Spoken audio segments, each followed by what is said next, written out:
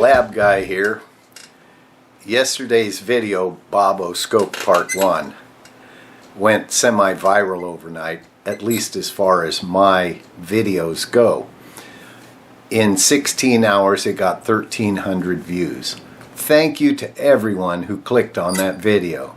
I don't think that everyone watched, but they did click in, and that's good. Apparently the video is getting recommended simply because of the number of views it's getting from the loyal following. Thank you all. Today I'll be using the new camera arrangement over the workbench.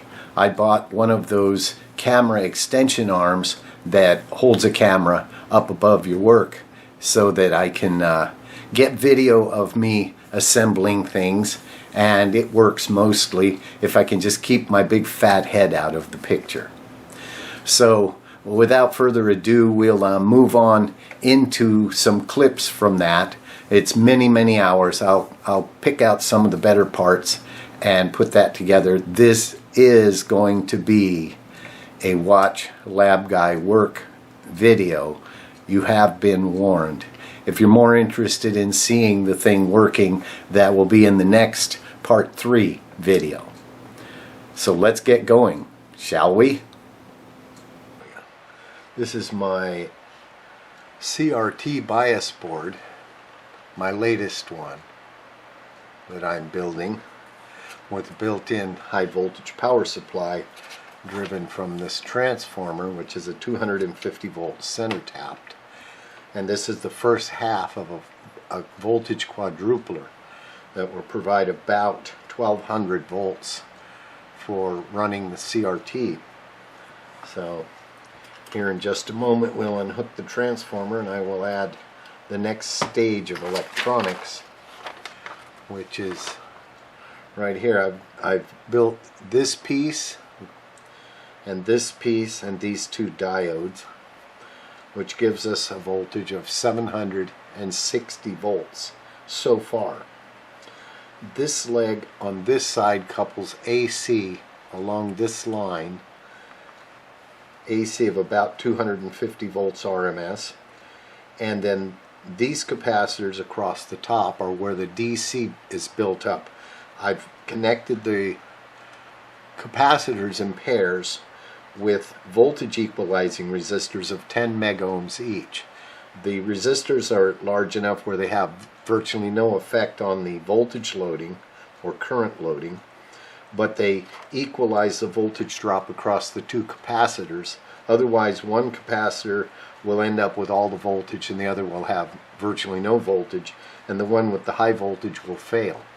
These are 450 volt rated capacitors, and at this moment these two here, which add up to a 900 volt rating, have 790 volts on them when they're operating.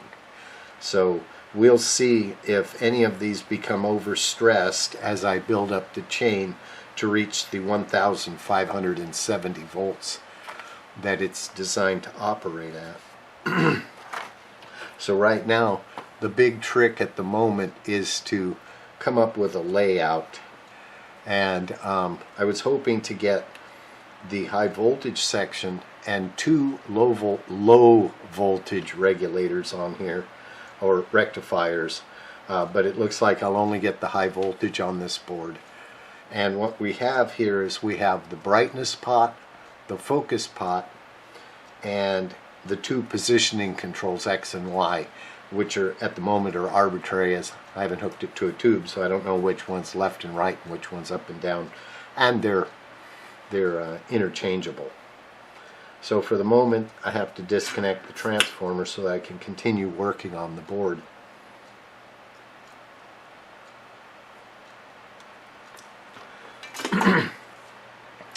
I put little wire loops on the edge of the board where I can attach the transformer.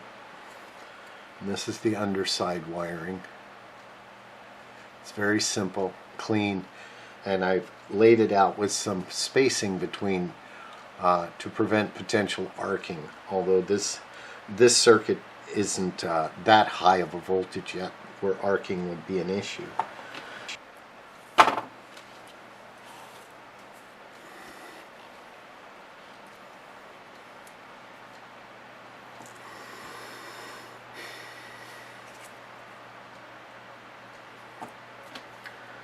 cathode end of that goes to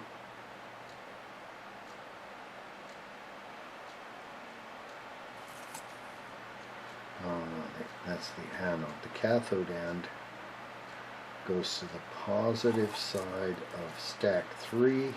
This is 1, 2, 3, 4. So the anode goes to the bottom of stack number 4, which is this one. So he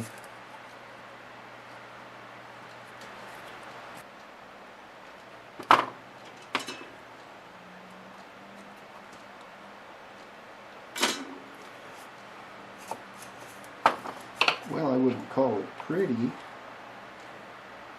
but it's not totally ugly. Well, the question is, will it explode when I power it up? So, we're going to have more voltage than my meter can measure directly, and we're going to have to resort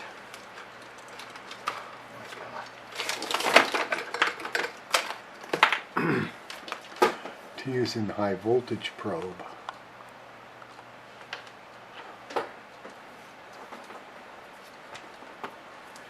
This tip likes to unscrew.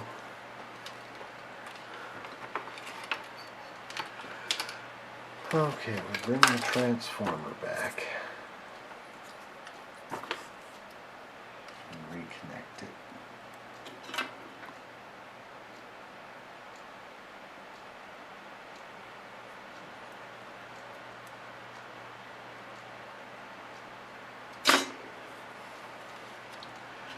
And assuming that the capacitors don't explode right off of the board, we'll see. We will see. We'll check them for voltage as well. Okay. Now, that really is making me angry.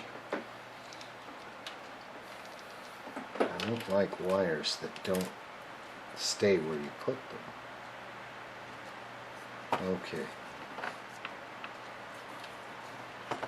Now there's a high probability that we could explode a capacitor here if I don't have this wired correctly, but I think I do.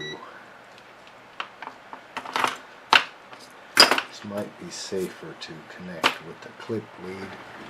Okay, here goes nothing.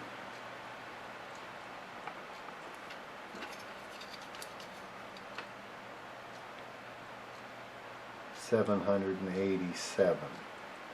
That's incorrect. 790. This is not multiplying. Something's not connected correctly.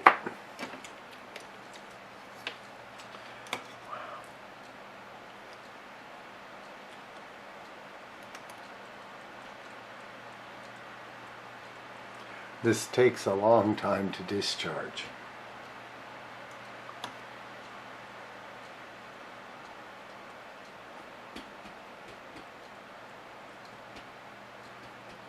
So I forgot a wire, I think. I'm not sure.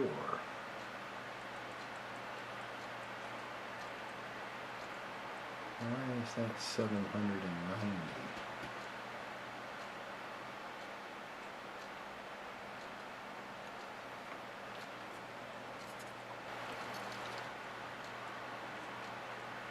What the heck did I do? That's not right. I hook it up wrong? Well, duh. Okay, so let's see.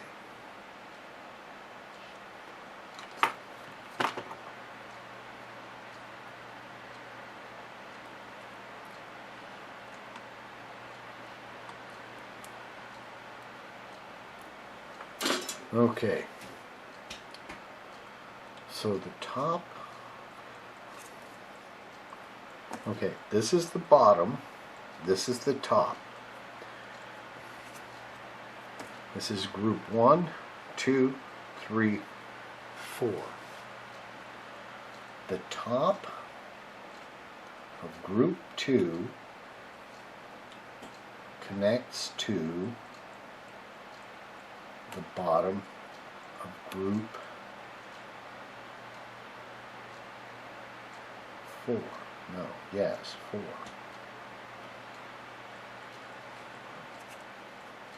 The two diodes are tied common.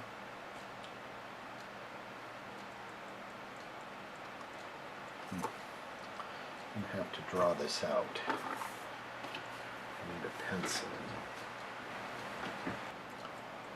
That way. This is where the transformer connects. And we're ignoring the center tap. That's group 1. Group 2, okay. This is group 1, 2, 3, 4, plus and minus and. Okay. So,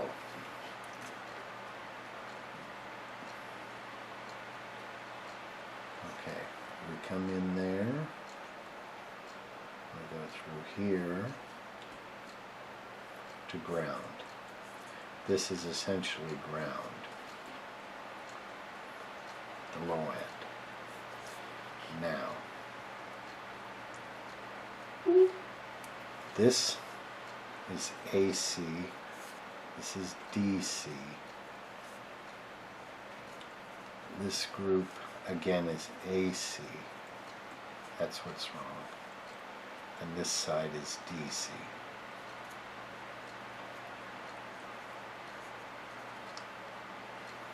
Okay. And this is our high voltage. Okay. So, AC in there, and then it goes from the top of group 1 to the bottom of group 3. Okay. This point here comes around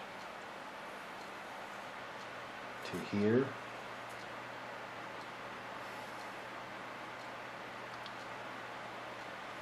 And the bottom of this,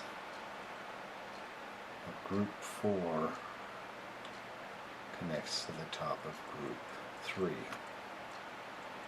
Okay, I mean group 2. So this one connects to here. It's not pretty. Okay, I need 2 wires. The one we've got, the one we had on there. Okay, so from the top of group 1,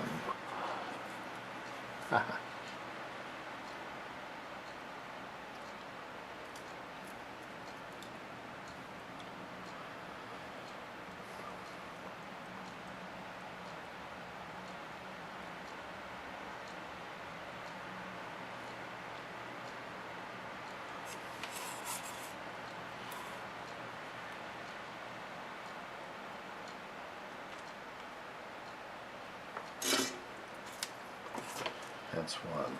To withstand the breakdown voltage.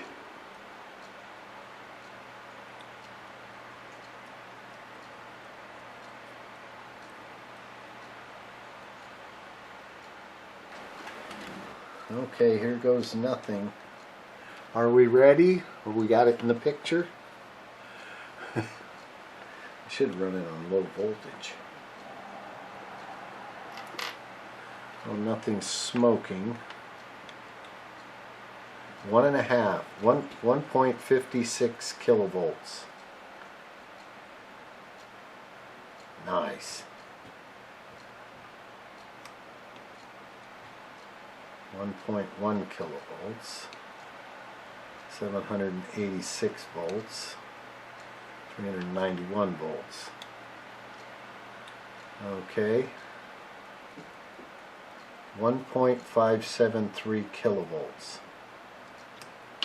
All right, let's unplug it.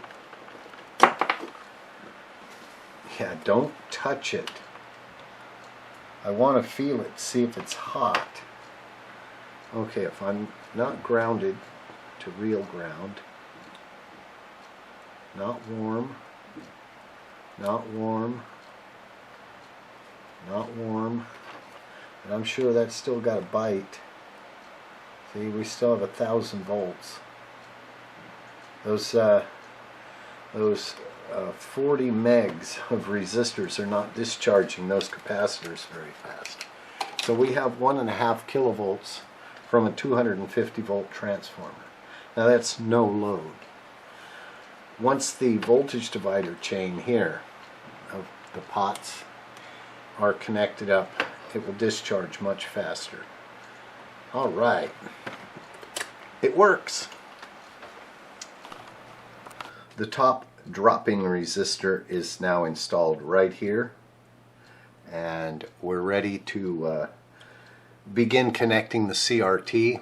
I have 4 more resistors to install that go in series with the 4 positioning controls, and then those will come out to the tube connections.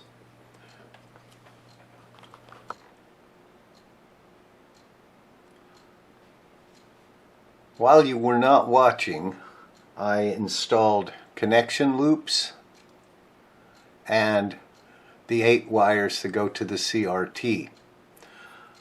Some of the jumper wires underneath have what I call spaghetti tubing on them, which I see you can't see. You can see it right here. It's an insulation made of nylon that slips over the bare wires where they cross. And so I went ahead and made up the 8 high voltage connections that go to the tube and added the high voltage wires. So the sequence is essentially grid 1, cathode, anode 1, deflection plate 1, deflection plate 2, deflection plate 3, deflection plate 4, and the second anode in that order. And I will now be connecting these to the tube socket. Pins 1 and 2 are the heater. Where were we? Oh yes, before I was so rudely interrupted by the laundry. I'm going to attach the connections from the high voltage board to our tube socket. Starting with G1, grid number 1, which goes to pin number 3, and we'll work our way around.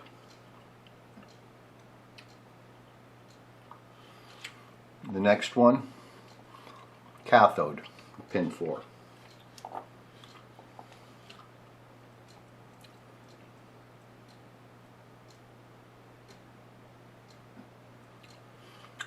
Clearly these are temporary connections. The next one is A1, pin 5. It turns out that the order of the pins on a CRT are typically logical.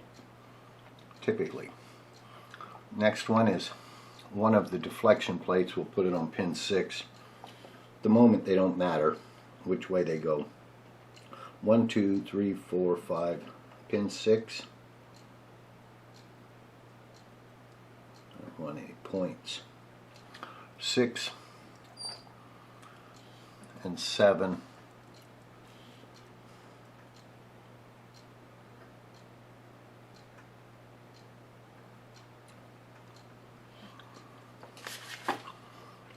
Next one is pin 9. No. Yes. We want pin 8 is anode 2.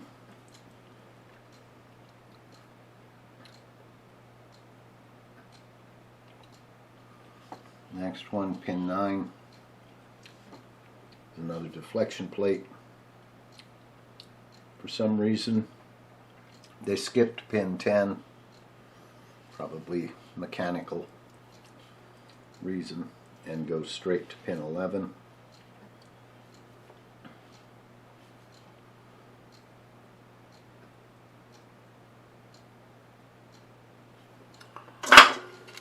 All of the high voltage connections are now attached to our CRT socket. The next connections that will go on will be the transformer connections, and what we have here are the 2 green wires, which are the heater, the filament, if you want to be that way. Hold on, my Rain Man has to clean up the mess.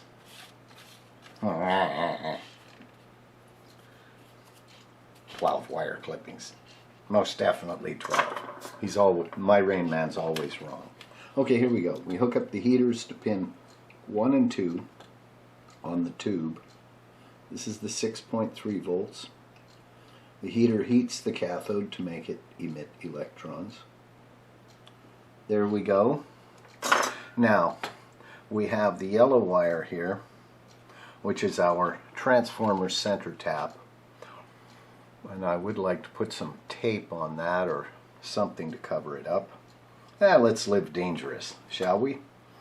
Now over here, we take the 2 red wires and attach them to the input of our Cockroft multiplier, or Cockroft, I'm not sure how to pronounce it. It's spelled Cockroft, and I mean cock like chicken. And this is a family-friendly channel, even if it is the Manson family. Alright, there we go. Everything is connected, except the CRT. I'll bet you folks would like to see this thing light up. So would I. We want to see the CRT light up, not Labguy. Okay, there's 2 of you out there who would like to see Labguy light up. Well, that's too bad. Okay, well, stand by. Alright, folks, here we go. Do we have a dot? Yes, we do, and it's in focus. Oh my God, that's a sharp one. Let me turn this off. Alright, do our positioning controls work? Yes. Okay, that one goes that way.